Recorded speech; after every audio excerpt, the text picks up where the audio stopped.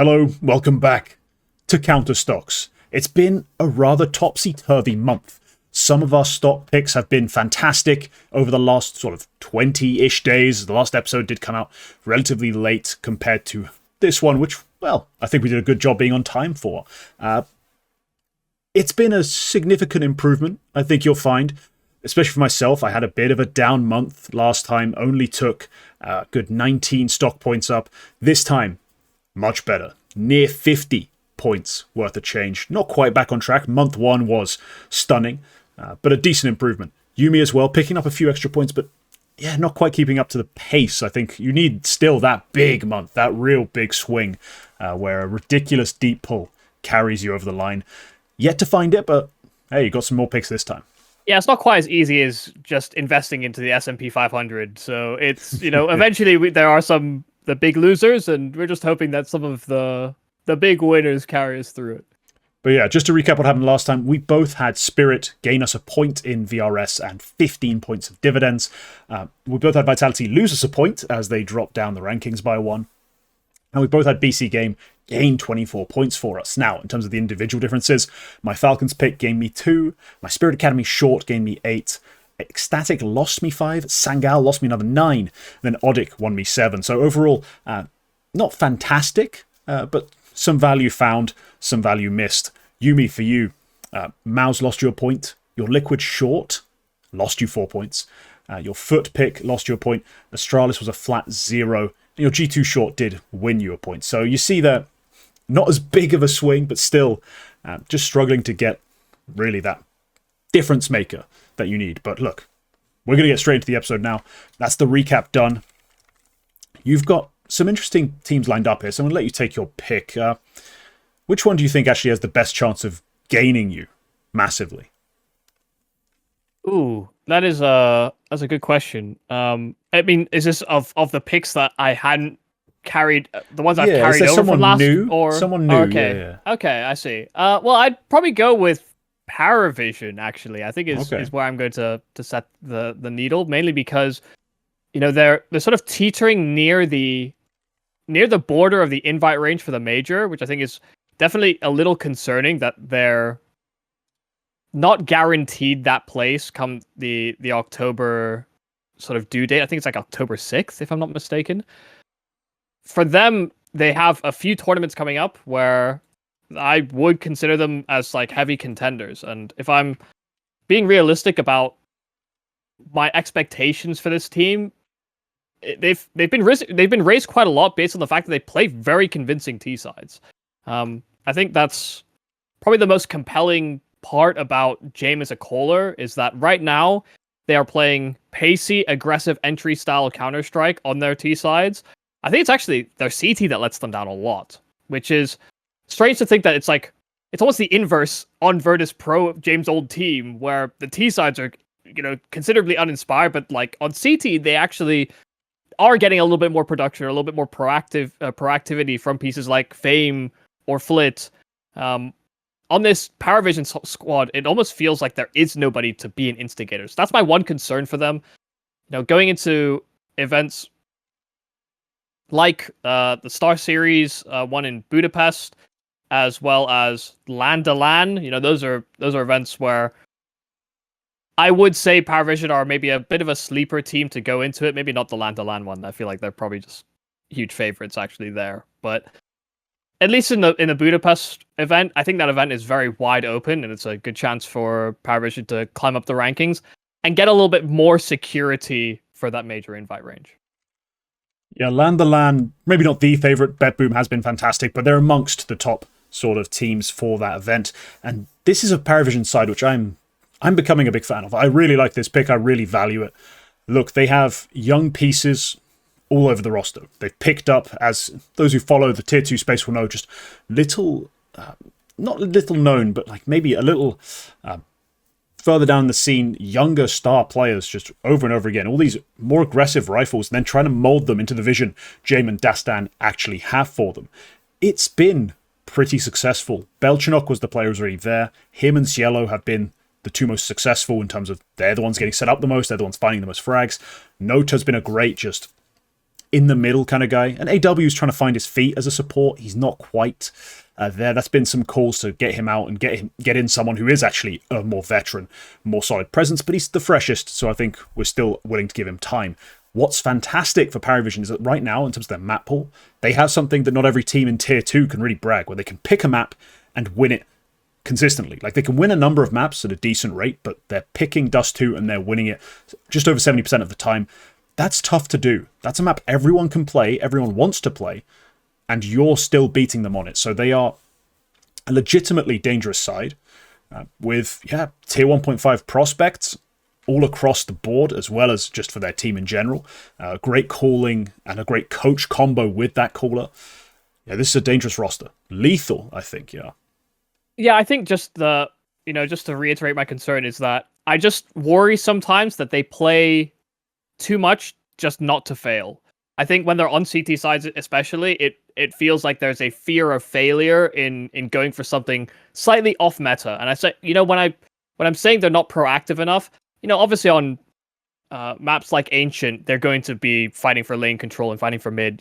That becomes almost bog standard for a lot of teams on those maps. Anything past the mean expected amounts of aggression, Parivision just do not participate in. They adhere strictly to the mean on those CT sides, and I want to see more from it, because I think they do have nice, aggressive young pieces that can actually thrive in that type of environment, and I almost want to see them win more games because of that as well. Yeah, it would be nice. When they first assembled, right, you look at this, James, Dastan, some talented pieces, they slowly started replacing some of them. Kickert was there initially, Travis as well, which was the big question mark. As they got better, the results have slowly improved, but they still have a few disappointing losses. But the fact they are, playing in that Star Series event is because they made it through the qualifier. They have actually, let me just check this, they won something as well. Or they've come close to winning a number of these different events, like top 2, top 4, all these different small cups.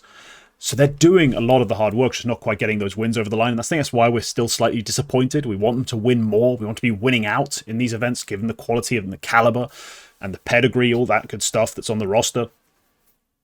We had to quite see it. But look, they are threatening, and they are quite low ranked, considering who they are. Like, they're 31st on VRS.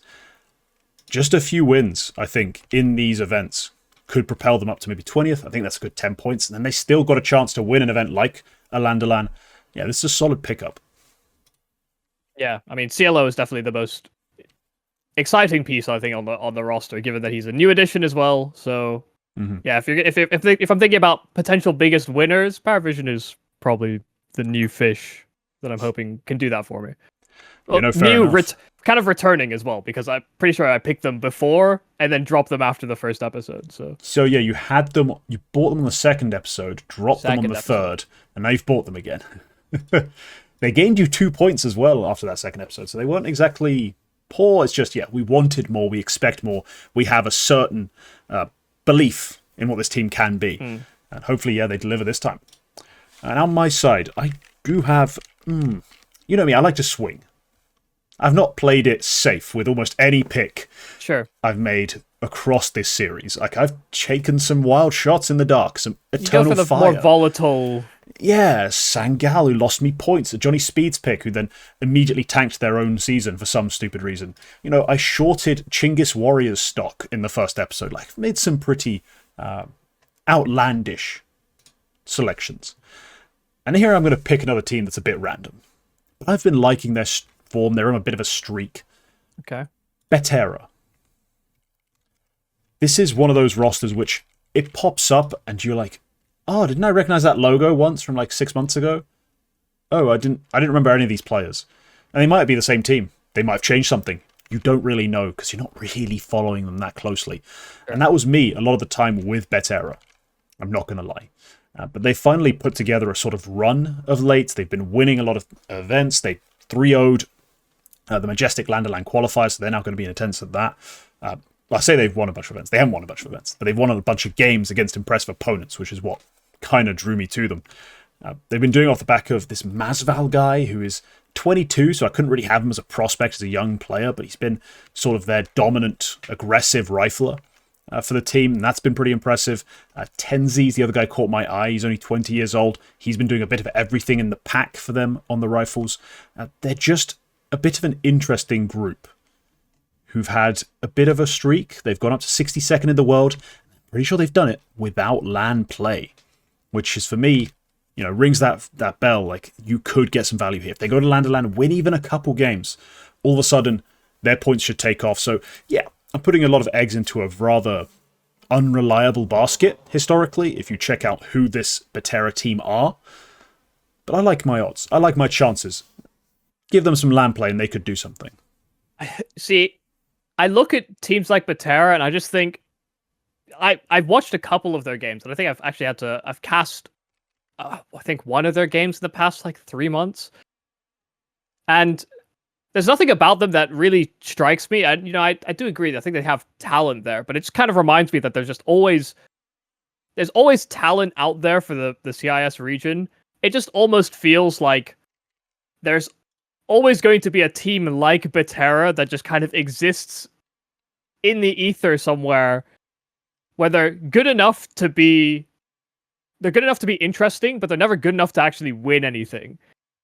Like Gun 5 as well, I think, was another one of those rosters for a while where they actually had good pieces, and some of those have gone on to do good things. It's just, we've already talked about one on this episode. Yeah, it's just strange to think that I just essentially see this Betera team as another one of those teams where it's actually not on this roster where I expect any of these players to do anything, but essentially that Betera will serve as a platform for one or two of them to move on to bigger things in their career. Here's to hoping that before they do move on, they win something, or they win some games, that's all you. VRS bump. I mean, yeah, I hope they will. I'm sure they will. That's why I've picked them up. They don't need to do massive amounts of anything. They just need to win a couple games here and there, and I think they'll take a small bump from maybe 60s to low 40s. I'd take that. I'll take that any day of the week. They don't need to win that LAN to LAN. They don't need to give me any dividends. I'm just liking that. It's a volatile pick. I know it, but I still think it's worth taking a shot on. Let's recap one of our picks, essentially, because we've kept a team, and we kept them, well, for obvious reasons, because they took a big risk. We both liked the risk, and since then, they've been successful. BC Game. I don't know how much you've watched of them, but not tons. The key part of this is Simple has been everything we hoped he would be. Like, he has been fantastic, an absolute monster. Since he signed, they basically only played one event, and that's Exalt the Proving Grounds 2. They finished second. He dropped absurd numbers in the process. He's like at a 1.25 rating, 3.0. Like, he's getting loads of kills, loads of openings, trading, closing. He's doing absolutely all he can to win them games. And yeah, it's been a lot of fun. Yeah, BC Game is it's just a strange team to think about, just mainly because, yeah, we are picking into them mainly for the return on investment. Because with the pieces they have, they simply could not have existed so far down the rankings for that long. It is nice to see that Simple isn't. He's not washed. He's not. Oh Lord, no. He's not gone just yet. But yeah, there's still a lot of grinding to do for this BC Game squad to be in contest for bigger events. I think that's really what we want to see from the players on the roster. I'm not anticipating that they're going to get anywhere near the major. I don't think they can climb that many ranks quite quick enough. But I don't know what they have upcoming. I mean, European Pro League Series 2 might not be enough for them to do it. If they take the win, maybe, because they are currently 45th, and they need to climb probably another 20 15, ranks, essentially, or 15 ranks maybe, to get there. And that's tough, but not undoable. Like, unfeasible. Like, there's a chance they can make it happen, but they need to be near perfect to win out and get there, which is tough to imagine, just because the nature of play is it's rough to do that. Yeah, I'm not sure that they have. I'm actually just not sure they have enough runway to make it in time, but there's always next year if BC Game even hold on to these pieces until next year. So it's hard to say, but I think, kind of keeping them mainly because so far it's been okay. so far we've both gotten positive outlook, and I'm still expecting a little bit more water to be juiced out of this stone. Yeah, they have on this team now played enough games that they can make 2 more changes. They can actually go and make a double swap and maintain their VRS, or they can always just do the thing they said they might do, or not that they said, but the rumors said they would, buy a full core in its entirety. That's still on the table. For us, it's going to be a bit awkward. If they do a full core swap, obviously we don't get anything for that. Like, we can't just take that massive leap. But only a 2-player swap won't affect their VRS, and it might make them even better, but they'll have to make the right moves. Currently, the way I've been seeing this team play, I've liked Andu. Like, I've been a fan of him, at least bringing the pace, bringing the tempo, being aggressive and skilled. It's been nice to watch him kind of find his feet again on this team, because he's been, here, there, and everywhere in the lower levels. But for me, I'm just not a big Satsunito fan. Never have been that big on him. And on the same sort of wavelength, Prime Taps just doesn't float my boat. I can easily see some rifle changes in this team. Hell, if the right IGL's available, Glaive, you could even make the Nexa change and I wouldn't cry about it. There are some ways this team can get even more threatening, even more dangerous, despite the fact they're already on a tear. I think it's strange, though, because Prime Taps actually was... I mean, he looked genuinely quite good on the old version of BC game, which is really why it's strange to me that he's not doing that well in this version of the roster. And I think part of that is just due to the fact you've got Sasunito, Andu, Simple. Like, that feels very front-loaded, and... Sasunito, I'm kind of with you. I'm not really necessarily always been convinced of him as a player. I couldn't deny the type of kills or multi-kills I'd see him come out with on occasion, but it does feel a little selfish. That front pack feels a little selfish, and I actually think Prime Taps is better in maybe a more holistic environment. I'm not sure that this is the type of team where someone like Prime Taps is actually that valuable, and to be honest, I'd almost, because of the way the rest of the roster is composed, I'd almost like to see him replaced. Not because I think he's a bad player, but because I don't think this team works for who he necessarily is. Yeah, a very elaborate way of saying I'd also cut Prime Taps. But yes, no, it's valid. It's valid. I can see a number of ways where this team gets better. And I've seen a lot of people talk. Obviously, Elige is now available for people to try and get. Well, we'll see. We'll see. They've had some good memories together, Simple and Elige, but I'm not sure that's really the place they want to reunite.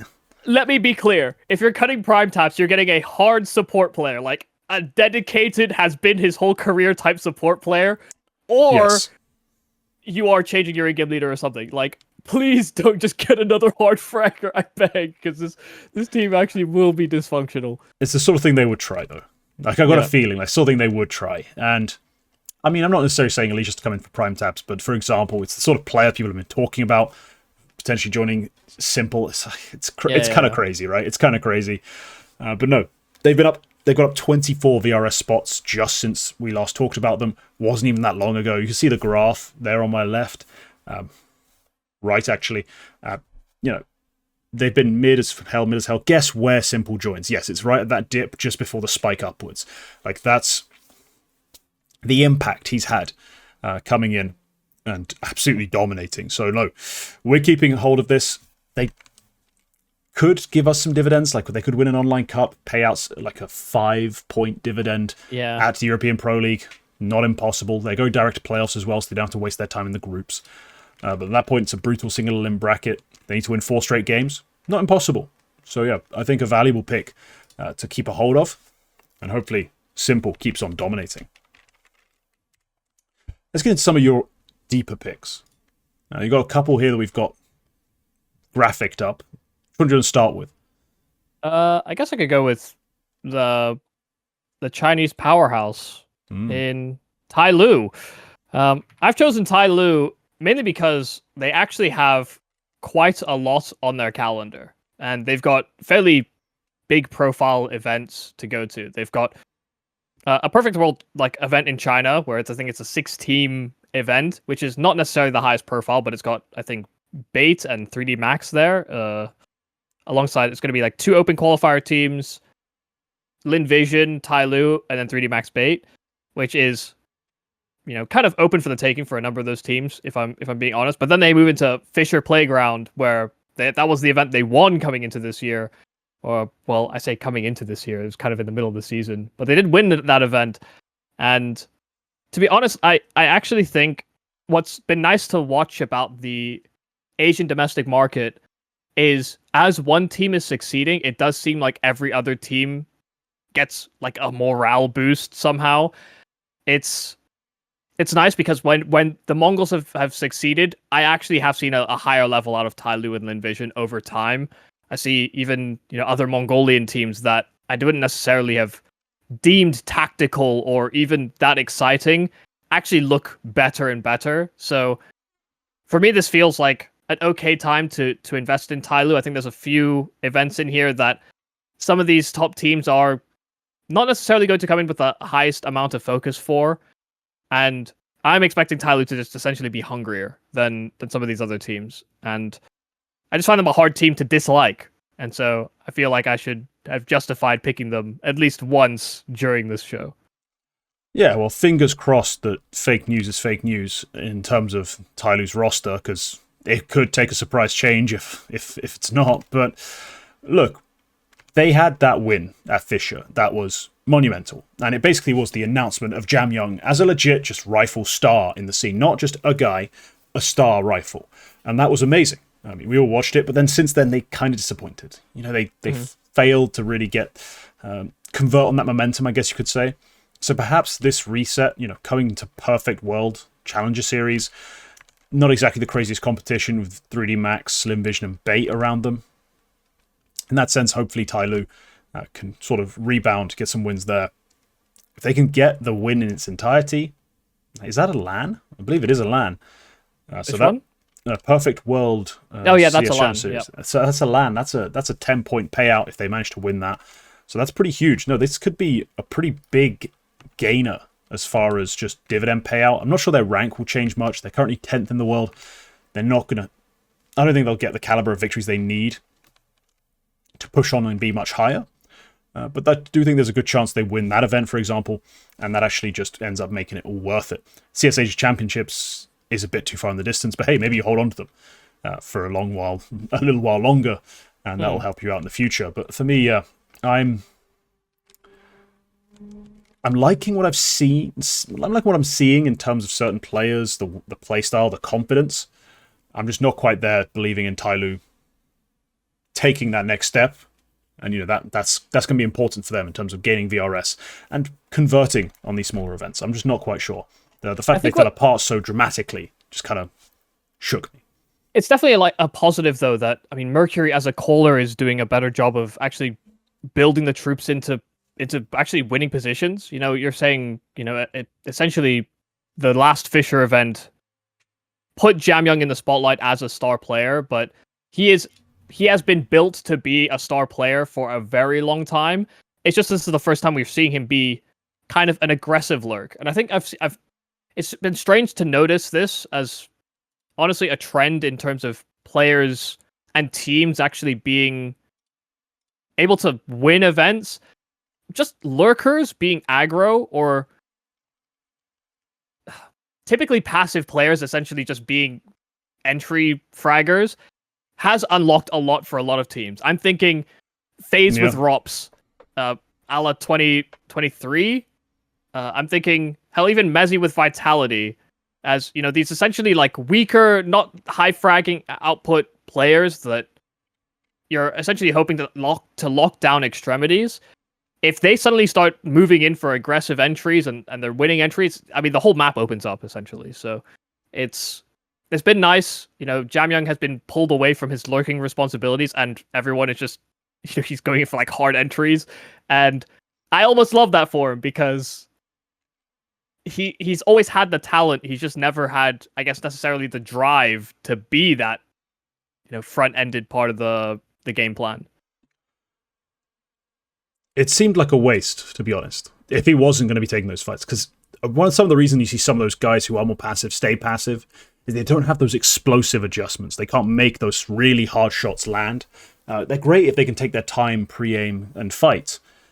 That's all well and good, but to be able to get those openings consistently, sometimes you have to be wrong. Now, some guys, they don't like that. Like Rops, for example, seems to hate being wrong. And if you can set up an opening and be aggressive with it, as we saw at times, he could thrive, but he just doesn't like gambling, I guess, with his life, with his gun. Like, he'd rather play it safe and sensible. JamYoung always had the ability to roll that dice. And honestly, he hits a 6 a lot. Like, he is a sharp shooter and can definitely be of way more value than just another passive closer. So no, definitely there are pieces there for Tyloo to explode, keep growing, progress. I think you're just more optimistic than I am when it comes to the Asian scene. Always have been, I think, and you probably always will be. You'll always have that extra edge and that extra read.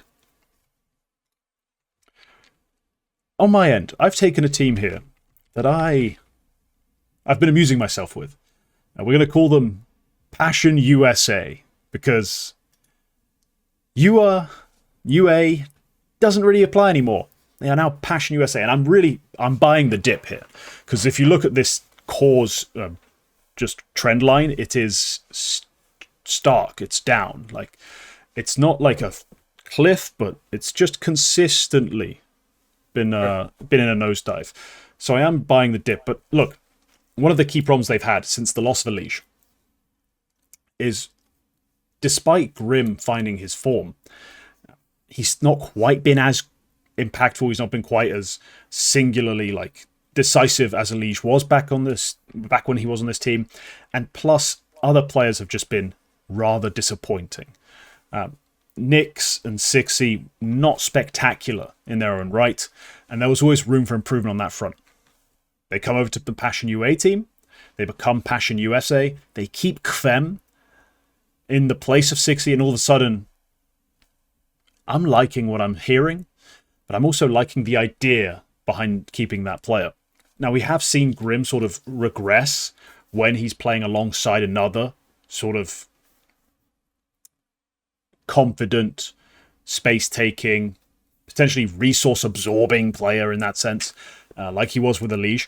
But still, he was a better second man in that sense than you could get out of most other players in that scene and on that team. So I still think there's value, even if he does take that step back again. There's still value in having him on the team over a player like Sixy, even over a Nyx. He'll still be better than those guys. So I still think that the net positive will still be there for this roster. KVEM is a mega talented piece. He's been sort of stuck on the bench at ICLA for a while, and that's why no one really knew about him, is essentially the problem. But now that he's here with this roster with a great IGL, a coach who knows what he's doing with that IGL, because remember that TC was removed from this team, like this core, he used to be with them for a while, leaves, ends up with Passion UA, ends up reuniting with his old IGL. I think there's going to be a great value in there. They're going to see an uptick. They're going to feel a bit of a morale boost as well, reuniting with their old coach.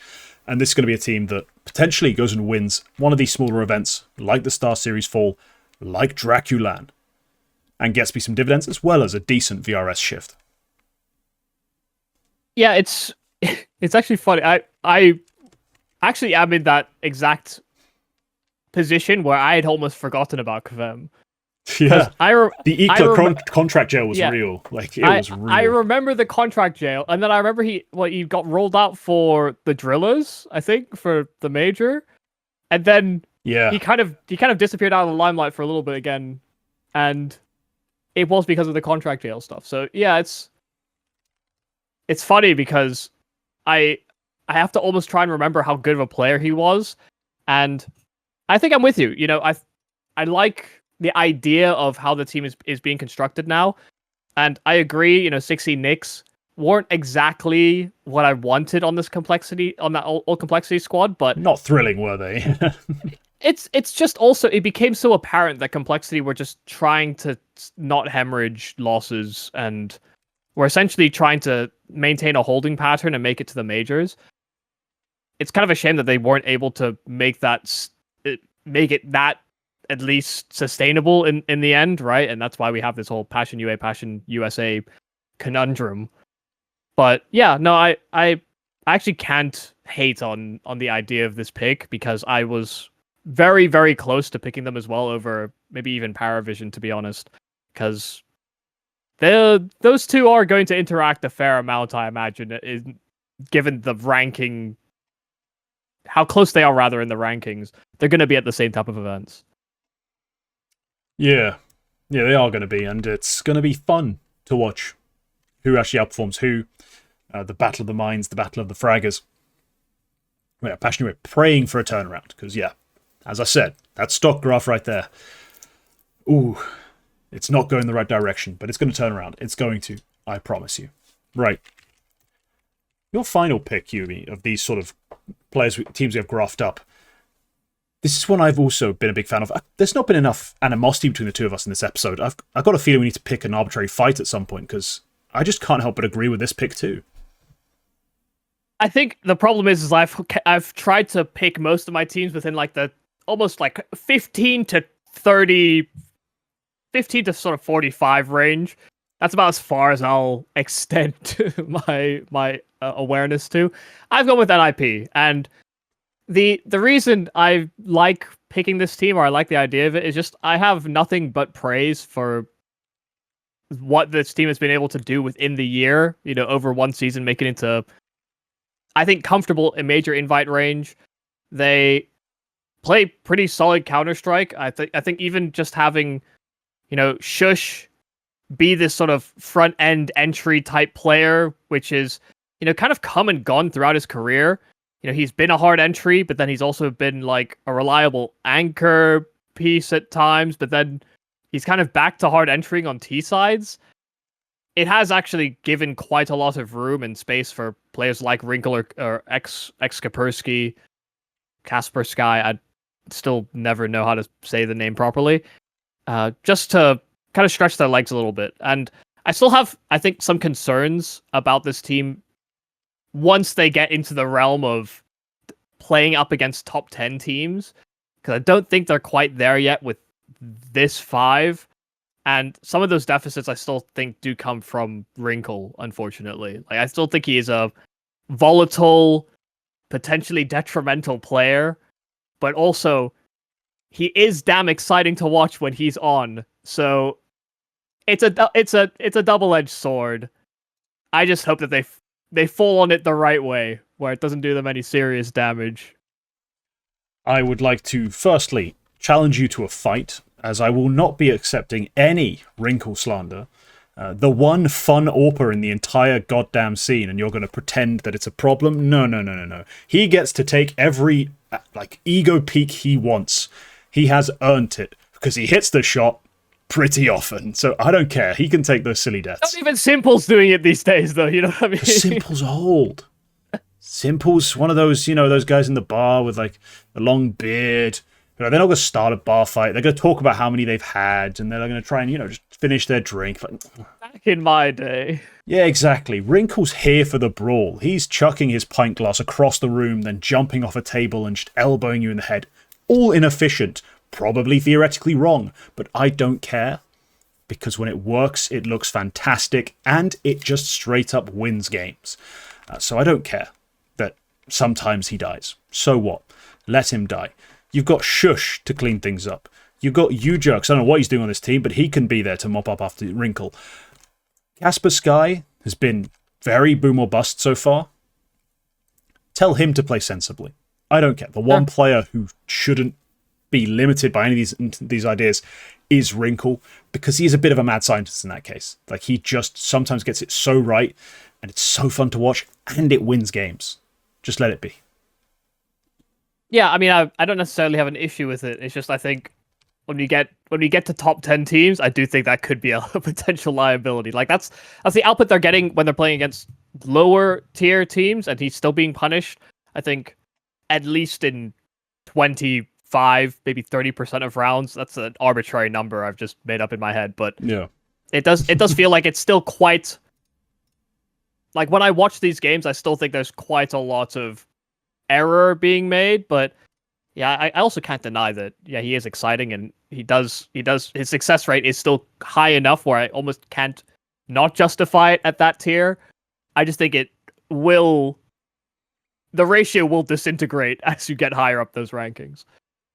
Yeah, but that always brings up my other sort of problem, is like, who on the team is actually going to win a game against that higher ranked team. Like, that's the thing. You have to let him off the leash. You have to let him do what he's going to do. That's what beats FaZe. You know, remember famously when they had that great FaZe game? It's all off the back of him being a nut job, trying things that are way too aggressive, hitting the shots, and winning the important gun rounds. So no, I'm entirely okay with this, as long as the team around him as well is still in question, because I believe in Casper Sky. I'm yet to see him produce consistently, and I'm not a big Udrux guy, so I do think there is necessity for Wrinkle to be the star. I just think the average for the whole team, when you've still got Snappy on this roster, where he's not great, he's not necessarily he's not terrible, but he's not great. I think the mean output you get from the rest of the team is solid enough that I actually just have no doubts that NIP will reach the top 12, top 15 fairly comfortably over the next couple of events, or maybe even the next couple of months, just simply because these players are good enough. Like, they're genuinely they're good enough, and Snappy's calling isn't bad. I mean, it's probably one of the he's probably one of the best callers we have in the circuit, and he's sitting on a team just outside the top 20. Yeah. No, he should be one of the biggest, one of the best, what's the word I'm looking for? One of the prime commodities, really, of the player market. Like, he should have been at the time, and his stock should never have been so low, really, Snappy. But here he is. He did what almost no one else thought was really possible, no one else really wanted to try to do, which is take a team from unranked into prime invite range. It's been a fantastic turnaround, and he's done it with, at times, really sub-prime pieces. It's just terrible, because, I mean, his stock plummeted because he went to the Falcons, but the Falcons have been mid or shit for long enough where it's not Snappy's fault. I don't think it's wholly Snappy's fault. And yet still, we're having to look at him from the lens of he's building it back up again. So at least there's positives to draw there. Yeah, he'll be back to the top. Don't you worry, anyone else. He'll manage it. But okay, those are kind of our main picks that we have some little graphics for. There are more picks. New ones. There's some more picks to be revealed. There is a couple more. One more, actually. One more new pick. Just going to add the ones we've just discussed onto the screen right now so you can keep track of that at home. And that's going to be for me. I have a slot left to fill, and I have done a classic. I've gone digging. I've gone looking through regional lands. Here we go. Found some teams that might be competing in them and decided which one of these entices me. I bet you haven't heard the name Sinners in a long, long time. And to be honest, it's for good reason. They've been incredibly mediocre since the end of the Oscar Neofrag edition of that team, which was surprisingly decent. Obviously, since then, Oscar's got on to be just kind of everywhere. It's strange to say, but he's played on a ridiculous number of projects that have just completely collapsed. Sometimes after as few as 2 maps that he's actually played in officials, he's just disappeared again. But this Sinners roster, they made a decision about a month and a half ago. They decided they didn't have the talent in the Czechoslovak scene to continue being full Czech, full Slovak, and hit their sort of targets. The Matisses of the world, they've moved on. They're no longer in the scene. Neofrag had his problems. Let's put it that way. A guy like, for example, like a Maha, talented young guy, not ready yet. Not going to be driving this team to new heights. So they picked up some players just from the general scene. And those two were Kisarek and Stressan. Now, Kisarek, you may recognize from the Colossi lineup that won Fragadelphia over MAT 3-2. He was one of their highest rated players. Strong rifle. They went for him. And then also they picked up Stressan, which at the time for me felt so wild. Because it's a name I recognized, but barely. I barely understood who this guy was. He played for a North Macedonian team, I believe, called Erlia. Yeah, okay. 5 maps. 5 maps for that team. And I knew I recognized him from somewhere else, but I could never figure out where. And I think it's because he played some stand-in stints for some other teams, and he also played for North Macedonia at like some ISF stuff. Like I recognize the name, like especially the way it was spelt with the capital N. Sure. And I looked through it and I watched some of those games. I checked some of the numbers in other ones. I was like, oh, let's put up some stats. Why not? Let's see how this goes. And so far, it's gone kind of fantastically. In terms of those two individuals they've added, bringing the firepower that they didn't have before with Morisco and Zedko, it has gone pretty well. Now, they haven't dominated the scene. They finished second at the Thunder Pick European Series. That was a pretty decent finish with some decent wins. They also had a bit of a rough time in the CCT close qualifier, so it's not been all sunshine and rainbows. But the main draw for me, in terms of why I went looking for a team like this, is the Tip Sports Summer Cup. The Czechoslovak scene is famous for these smaller LANs, which are pretty well put on, pretty well funded, have a decent number of teams in attendance, and usually have a decent crowd turnout. And they usually, actually, I think this one's also in Prague. I can't remember where it actually is. But they always find a nice little arena. I've seen pictures, I've seen videos. That's the reason I've picked this team. Is it even ranked, though? Is this LAN event going to be ranked? I believe so. I believe it's going to be a regional LAN, but I believe it is ranked. Okay. Let me just, I'm not sure it's officially announced. What's the event called? Tip Sport Cup 2025 Summer. So it's a Valve Tier 2 event. So I believe it is ranked. Like, it is a ranked event. It will not go down as one of the monster events of this year, but there's an online stage to qualify to the LAN finals, which Sinners will be attending. There's some teams you will not recognize. There's some teams of players you might recognize, like Glor with Mikey, Senary, and GXX, and Stiko. Actually, I forgot he was on that team as well. Then there's some mainstays of the Czechoslovak scene, like Brute with Warden, Dynamo Eklot with their new international roster. Like, these are the teams who are at the qualifier. Those are the 4 of those teams, probably the ones you know the best, will be at the LAN finals. I think there's a good chance this team comes out on top. It's an $8,800 LAN. It's not a huge prize pool, but I think it could do a lot to boost Sinners' stock. They're currently 74th on the Valve ranking, plus the dividend payout. Yeah, I think this is a worthy risk. It's a deep pull. Again, I'm going back to my classic well. But... I mean, it's far enough down that even, to be honest, 1 or 2 wins, even if they don't win the tournament, is probably going to be enough to move the needle. So exactly. Yeah, no, I get it. I just looked at that stress arm guy, and you're saying Erlia, and I remember Erlia as being like the Kiksan, was that Kiksan Sassanita, like aid kit, like that old North Macedonian team? It would have been at one point. Yeah, at one point it would have been. But it wasn't. It like this stress arm was never. I mean, he was never on that team with them. So no, he played with aid kit, but he played also with Bibu on that team. You know what I mean? Like, it's not the same era. But to be fair, he's 22. He's not got an extensive past. Like, it's not like he's one of the veterans of the scene who've been around on the top teams for very long. But the brief stints, every time I'd seen him, his numbers had been good. That's why I was kind of like, I want to figure out where I know him from when I first saw his name pop up for Sinners. And, I started tracing it back. So just basically North Macedonia. Just their teams. Also, Kisarek, when you said Kolesi or whatever from Fragadelphia, I immediately just thought, what the hell is a Kolesi? And I think for me, it would have been easier to reference him as, from Paloma or Rebels. People would have seen them be the sort of local Polish invite for Katowice.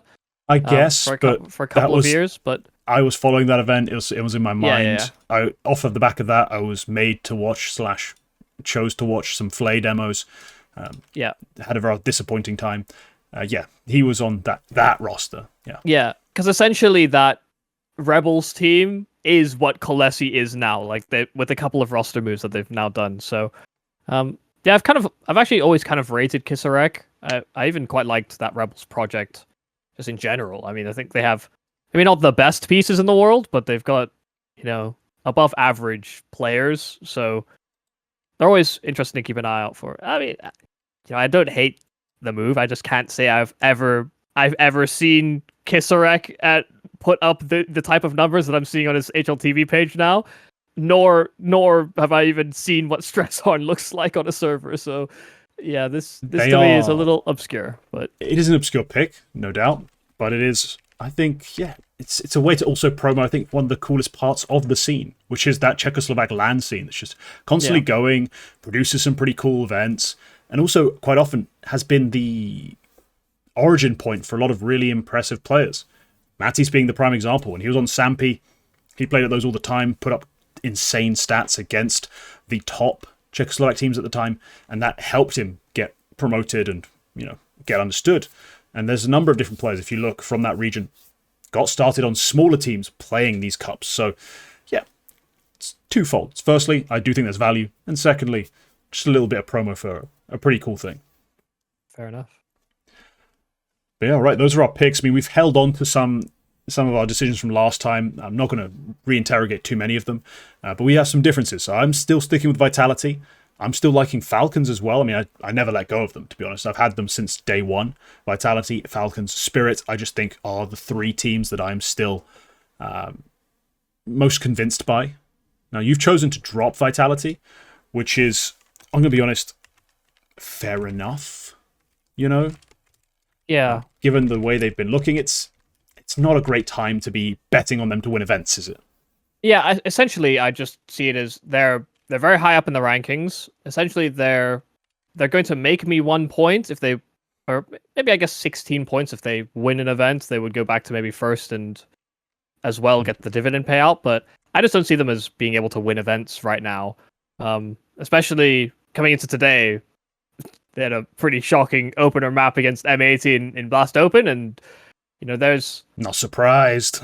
Yeah, I guess not, but it's weird to think that, you know, we had this discussion just a day before with Thorin on our other show, just about how, yeah, there's no cause for concern. They're not spiraling. They're still losing to teams that are, you know, within the top 5, and then they lose a map to M80, and you're just thinking, okay, maybe there are some warning signs. There are some warning signs. There are, but it's a map. And look, I said this on the show when I picked M80 and I made my grand case as to why M80 could make something happen. And all of that basically seems to come true. Like, there's a very limited turnaround between EWC and this event. It's not like pre-EWC you look ahead to Blast Open London and go, oh fuck, we have to play M80, quick, get the demos out. No one's doing that. So yeah, they came in under-prepped, probably a little tired. They were sick in Riyadh. There's a number of things that were playing against them, I think, going into that game. And that's why I took a cheeky flyer on one of my gambles. I said that series going 3 maps. I don't know who's going to win it. Didn't care. But I got great odds on that because even though they are heavily favored to win it, there's a great chance they get caught off guard by that initial opening map. And yeah, M80 did exactly that. They absolutely stomped them on Overpass and then lost the series. So I still think Vitality are going to be fine. I still think at an event like this one, for example, Blast Open London, they're still in with a great chance of winning it. So I think I have to keep a hold of them in the same way I have to keep a hold of Spirit. These are the teams I expect to be winning these trophies. Even if there's not going to be a huge shift in their VRS rank, I think there's a very strong chance that I'm getting that payout just for this event. Yeah.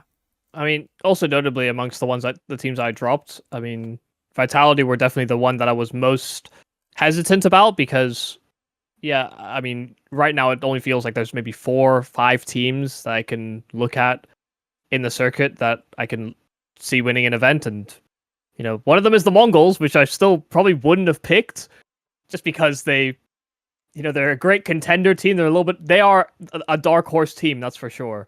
Yeah. But actually winning an event has still been quite problematic and often is for a dark horse. But I mean, it's essentially Mal's, Vitality, Spirit, Falcons. And I'm not liking what I'm seeing out of Falcons so far. I'm a little worried about Vitality and the way that things are turning out at the start of this season.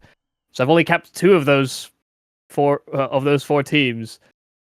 And, you know, I guess Mongols I'm still keeping out of the limelight. I'll enjoy their wins on a separate occasion, but I don't need to put my money where my mouth is for that one. But I've also dropped Foot and Liquid because the Liquid short lost me points and Foot also lost me points, and I don't need them anymore. That's fair enough. I think gambling on Foot getting better right now is just... It feels like they're kind of stuck.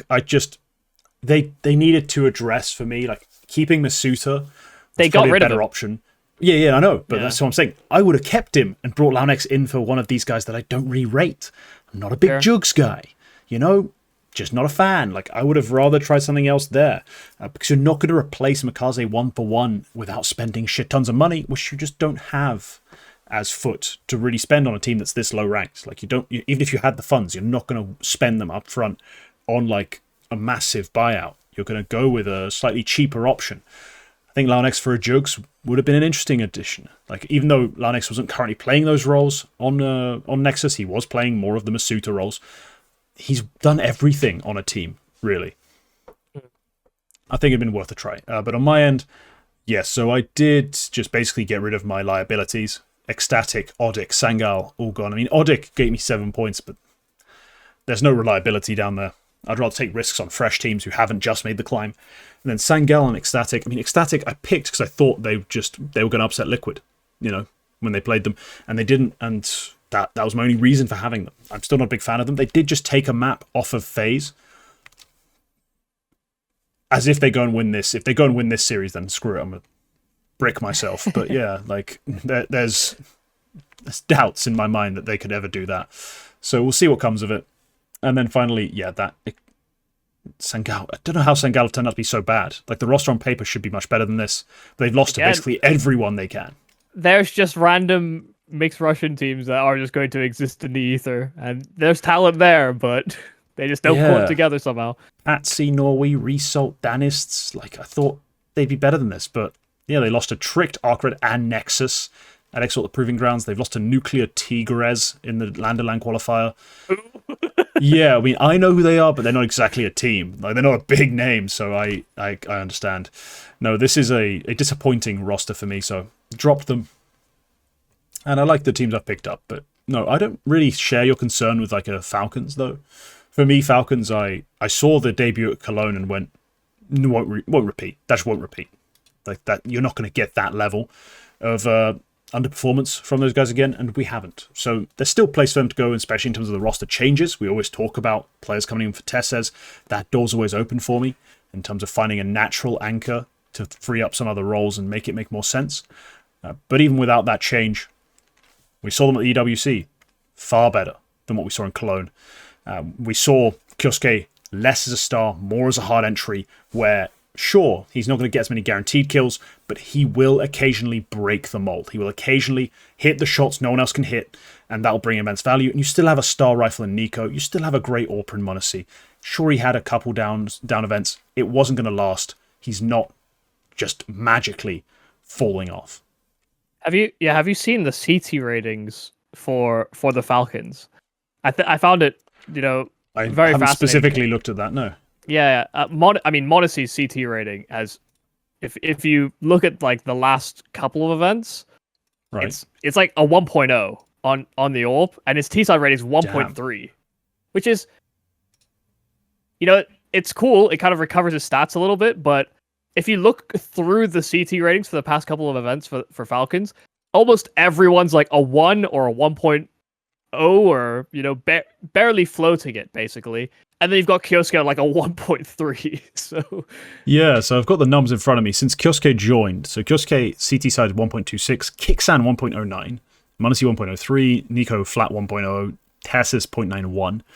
And then on the other side of things, on the aggressive side, T side, Monacy 1.32, Nico 1.22, Kyosuke 1.10. So still putting up numbers despite a very negative KD differential. Yeah. And Tessis and Kixan both around 0.9, which is just horrendous. But for me, this is weird. It's just a weird place to be, I think. It is weird, but I'm sure if you split it between the two events, you get very different outcomes, right? Sure. When you look at, I'm just going to look, Esports World Cup, Monacy, on the CT side, he's 1.07. Damn, okay, it's just a more extreme version of the same thing. So he's a 1.43 T side. So maybe there is some something to see here. Maybe there is something to keep track of beyond just bad event, good event. It's like wait a second, they actually might be cooking on T sides, but they just can't hold a bomb site. Yeah. Well, I watched Nico's POV against Vitality on stream the other day. Whew, it was actually an insane train T-side. Like, I'm talking abusing the hell out of Robs, just over and over again, destroying the players who tried to get aggressive towards Long Dog. He just had it all figured out, and his aim was absolutely on point. Like, it was prime Nico stuff, which, of course, 10 seasons in, or 10 years in, shouldn't still be a thing, but we're going to pretend that doesn't actually matter and just keep crowning Donk endlessly. But yeah, tangent aside, they're still a dangerous team, and they still have that just one-off, pop-off, go win an event quality that just keeps me from dropping them. Yeah, they've essentially got 3 game-changer players. Like, actually can take over a server, just be that hyper-dominant, those types of players. And maybe Kyosuke still has to essentially prove that in a consistency point of view and actually just win something while doing something like that for us to really consider him. But we see the potential for him to have those types of games and have those types of series. So he already is for me. I'm not worried about him maybe being that. No, for me, he already is that kind of player. Like, I've seen enough. You know, it didn't take me a long time to decide he's good enough to just win games outright, considering how he played in that first run. And then the pop-off maps and the ridiculous rounds he's able to find in his quieter event, he still had some monster performances, so I'm not worried at all. I think it's just easier to look at that. It's easier to justify that stance when you've got at least an accolade to stand back on. I mean, you see what people do for the mental gymnastics people do to talk about Rez and the peaks that he's had throughout his career, for example. You know? Yeah, but we talk about Sneer being that kind of guy, don't we? Yeah, sure. 0 accolades. There's no accolades. There's barely any real like experience, but we've seen enough. We saw the crosshem. We saw everything we needed to see. We didn't need a whole lot more. I think it's just I think we just love explosive players, to be honest. They win games. At the end of the day, they win games. I know, they definitely that's just how it works. Yeah. And so, yeah, we've got to love them. But all right, I think we're going to leave it there. That's our portfolios right now. If you enjoyed, leave a like, leave a comment telling us your thoughts on any of our picks, our drops, like who you actually think secretly has some value. Let us know if you'd have changed anything and who you think's going to come out on top with these current pickups. But yeah, thank you for tuning in, and we'll see you next time. Goodbye.